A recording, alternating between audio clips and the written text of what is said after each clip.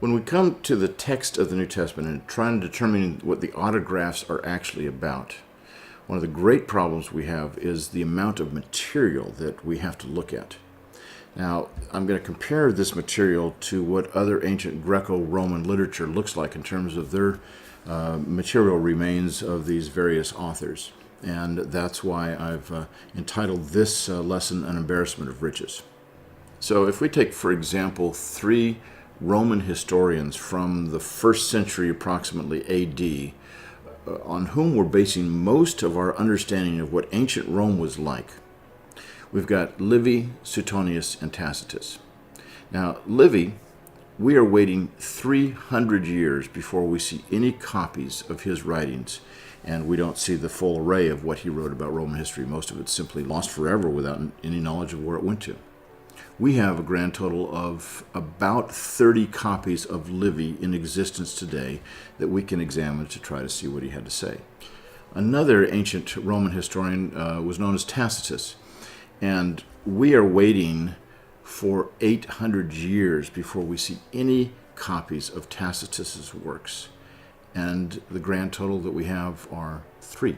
3 copies of Tacitus, and yet he's one of the great Roman historians to give us the information that we need on the history of Rome in and around the 1st century AD as well as before that time. A third author, Suetonius, we have quite a bit of material from Suetonius. We have over 200 manuscripts from Suetonius. But again, like Tacitus, we are waiting 800 years before we get any copies of his writings.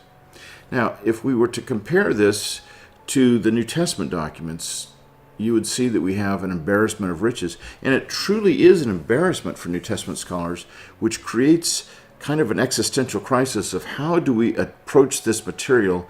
What can we safely disregard, at least to some extent, as we examine the more important materials? Here's the data. We have, for our New Testament manuscripts, at the present time, close to 5,800 copies of these manuscripts in Greek alone. Now, if you were to wipe out all of the Greek manuscripts, this is what the text of the New Testament was originally written in, Greek. If you were to wipe out all of those, we could still reproduce the text of the New Testament many, many times over from the witnesses that we have in Latin, which were as early as the 2nd century. And the Latin text, we have over 10,000 copies of Latin manuscripts of the New Testament in existence today. We could reproduce the text in Latin and Coptic. Coptic is an ancient Egyptian language. It's essentially Egyptian hieroglyphics that are put into Greek letters. And the Coptic text starts as early as the 3rd century. We have hundreds of Coptic manuscripts today. In fact, we have probably at least 1,500 Coptic manuscripts, if not quite a few more, that have not yet been cataloged. All around the world, there's many, many Coptic New Testament manuscripts that are simply not yet cataloged and therefore not known to New Testament scholars. Besides Coptic, we also have Syriac, another very, very important ancient copy of the New Testament, and we have hundreds of copies of Syriac. Then the New Testament was translated into many other languages. It was translated into Georgian, into Gothic, into Arabic. It was translated into Old Church Slavonic, into Anglo-Saxon and Armenian. We have so many copies of the New Testament in all these versions that there are surely between 15,000 and 20,000 copies of the New Testament not in Greek, written on handwritten manuscripts. So it's an embarrassment of riches. Then you add to that the over 5,000 copies of the New Testament in Greek, and we've got over 20,000 copies, well over 20,000 copies most likely, of the New Testament in various languages before the time of the printing press. Now I should mention something that is true both for the New Testament and for these other ancient authors, and that is this. A copy of one of these ancient documents does not mean that it's a complete copy. We have our earliest manuscripts for the New Testament as well as the earliest manuscripts for Livy and for Suetonius and Tacitus are going to be those that are fragmentary texts. The earlier you go, the less likely it is that you're going to have a complete copy. In fact, the oldest complete New Testament manuscript that we have in existence, which happens to be in Greek, and it happens to be an exceedingly important manuscript, is Codex Sinaiticus, which is housed now at the British Library in London. It's written in about the middle of the 4th century, somewhere around AD 350, give or take 25 years. and it's a complete New Testament. That's our oldest complete New Testament. However, we also have a number of manuscripts that, although fragmentary, have quite a bit of text up to that point. Now, I've mentioned the number of copies we have for the New Testament, and that gives us an embarrassment of riches. But I haven't talked to you about the dates. As you recall, with Livy, Suetonius, and Tacitus, we're dealing with the earliest manuscripts coming 300 years, and those are only of Livy. And then Suetonius and Tacitus, we're waiting 800 years before we get copies. These are fairly representative for ancient Greco-Roman authors. The best among them is going to be Homer, and of course Homer has an 800-year head start over first century authors, so he's got quite a few more copies than these other authors do, but not more copies than in the New Testament. Homer's in a league by itself, but I'll just summarize this and say that we have approximately 1,000% as many copies of the New Testament in its various languages as we do copies of Homer. It's a remarkable difference, and he is in second place in terms of literary remains among all Greco-Roman literature. Huge disparity. Now, in terms of the date of these New Testament manuscripts, the earliest come from the 2nd century, from within 100 years of the completion of the New Testament. Scholars have pointed to a fragment of John's Gospel known as P52, or Papyrus number 52, that is housed at Manchester University in the John Rylands Library today. Manchester University in central England had a scholar who was wrestling with the data in the library back in 1934, and he was a bona fide papyrologist. His name was Colin H. Roberts. He found this fragment in the John Rylands Library, and he said, this looks like it's from the New Testament. I mean, he was a papyrologist, so he's dealing with other kinds of texts, and looking for a New Testament manuscript among the papyri is like looking for the proverbial needle in a haystack. About 1/10% of all published papyri are actually New Testament manuscripts, so it's pretty hard to find them. But he discovered this quite by accident and said, I think this is from the New Testament. Sure enough, it was. On one side of this papyrus leaf was John chapter 18, verses 31 through 33, and on the other side was John 18, verses 37 and 38. And so a year later, Roberts published this papyrus, P52. It got published in 1935, but he had circulated photographs of it to the 3 leading papyrologists of Europe at the time, and each one independently wrote back to him and said, we believe that this manuscript should be dated no later than AD 150 and as early as AD 100.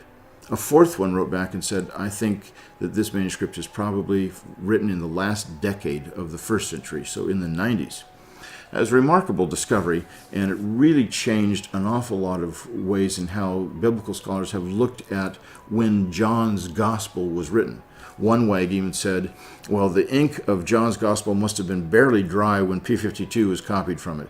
And so the idea was that John's Gospel was very, very late middle of the 2nd century, something like that. Well, since that time, a number of other manuscripts have been discovered. This is one that has just half a dozen verses, and it's only the size of the palm of my hand. But other manuscripts have also been discovered that are apparently from the 2nd century. Scholars have debated in more recent years what the date of P52 is. We're not exactly sure because it doesn't say this was written at this time, and so we've got to make comparisons of this manuscript with other manuscripts whose dates are known, and they're known because they're non-literary papyri where someone says, Dear so-and-so, and he writes it in the year of the reign of Augustus, his 14th year or something like that. So we can pinpoint the date in time when we do that kind of thing. But there are other manuscripts from the 2nd century as well. Papyrus number 66, which is at the Bodmer Museum in Cologne, Switzerland, on the shores of Lake Geneva, is a remarkable manuscript that has most of John's Gospel in it. It doesn't have the entirety of John anymore. The outside leaves have fallen off, and from chapters 14 on, it's fairly fragmentary. But P66 is a manuscript that was dated somewhere between AD 150 and AD 200, and yet it's got most of John's Gospel in it. Really a remarkable text. We also have several other manuscripts, P4, P64, P67. We've got others that are possibly 2nd century, what's known as P75, which is a document that has both Luke and John in it, the vast majority of those verses. P46 is the earliest document we have of Paul's letters. It's housed now at the Chester Beatty Museum in Dublin, Ireland, and at least most of it is. The rest of it is housed at the University of Michigan. This manuscript is dated at about AD 200, so right on the cusp between the 2nd century and the 3rd century, and it has today most of Paul's letters in it. We know that it had far more material than it has now, although we still have the majority of what it has today. The reason is because the scribe actually wrote out what the page number was, and so we can see some of the later pages and figure out exactly how much this text would have had in it. These are some of our early manuscripts. Altogether, we have manuscripts from the 2nd century or possibly the 2nd or 3rd century that number as many as 10 or 12 manuscripts that are dated to about that time period.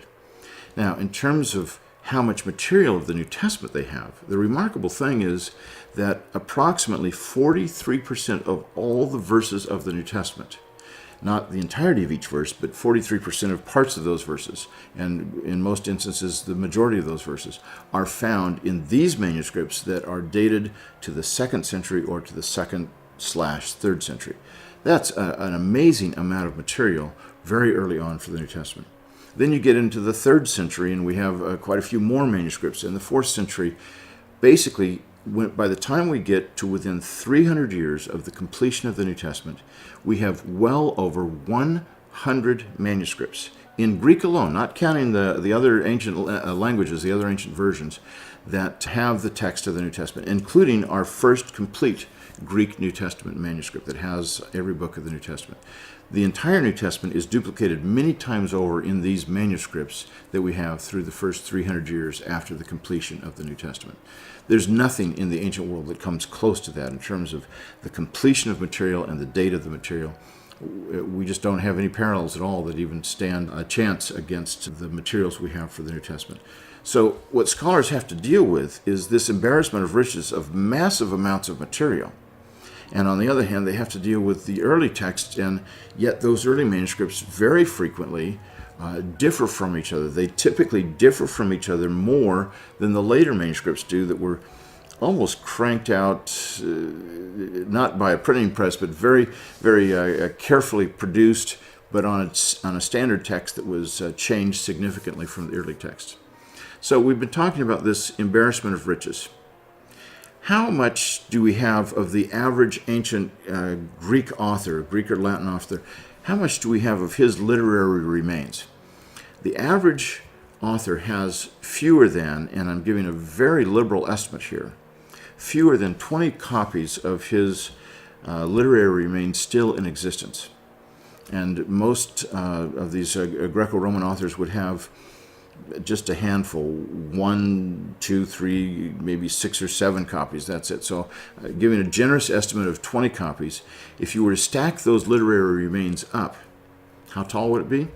Well, on average, it would end up being about 4 feet high. If we had 20 copies of the remains, you'd get up to 4 feet high. Now, take the New Testament manuscripts in the Greek and all the ancient versions. How high would that stack be? That would be closer to about a mile high.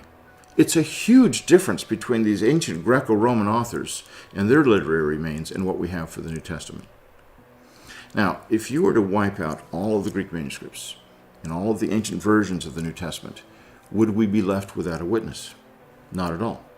We also have the fathers of the church, or ancient bishops and presbyters and elders and deacons, who wrote commentaries and homilies on the New Testament.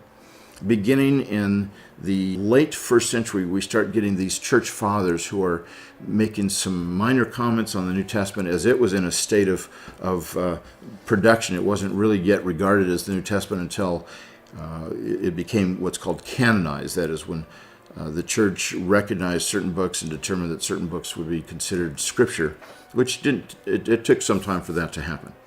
But in the meantime, these patristic writers in the late 1st century, 2nd century, 3rd century, all the way up through typically the 13th century is how we count them, are quoting from the New Testament and alluding to the New Testament.